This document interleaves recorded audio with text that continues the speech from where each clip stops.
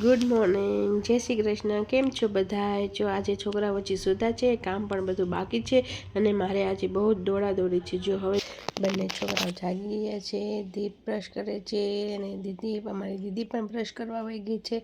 અને પછી જો અમે છોકરાઓ જો બ્રશ કરીને એ બ્રશ કરે છે અને હું છે ને રસોડામાં રસોઈ બનાવવા આવી હતી. અને જો રસોઈમાં જે મેં રોટલી બનાવી નાખી છે અને દીપને તો પણ જો બ્રશ કરવામાં એટલી આળસ આવે ને તો જો એ રસોડામાં ઊભો બ્રશ કરે.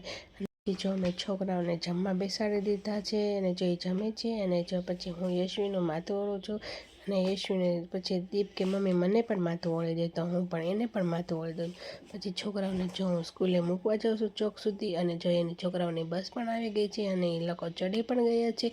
અને એને મૂકીને આવીને હું પણ જમવા બેસી ગઈ છું. અને જમીને પછી જો આજે તો બહુ જ કામ હતું એટલે બહુ મોડું થઈ ગયું કચરા પોતા. અમારે જવાનું હતું બહાર ગામ, તો જો થેલા પણ પેક થઈ ગયા છે અને સાંજ પડતા સાથે છોકરાઓ પણ સ્કૂલેથી આવી ગયા છે.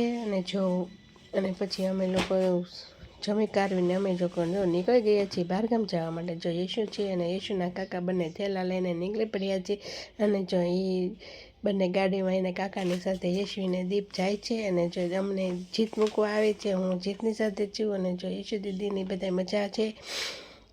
અને જો અમે રિક્ષામાં પણ બેસી ગયા છીએ. અમારે નારી ચોકડી જવાનું છે, તો નારી ચોકડીથી અમને જો બસ મળી ગઈ છે. તો જો દીપ બેસી ગયો છે, હું પણ જો અમે એક સોફામાં 4 જણા બેઠા છીએ. જો અમારી અને દીદી પણ છે અને અમારી બસ ચાલુ થઈ ગઈ છે. તો અમે જો નીકળી ગયા છીએ બહારગામ જવા માટે. અને પણ ત્યાં હોલ્ડ થયો છે, તો જો અમે ચણાચોર ગરમ ખાઈ છીએ. અને જો હું ચા અને બિસ્કિટ ખાઉં છું.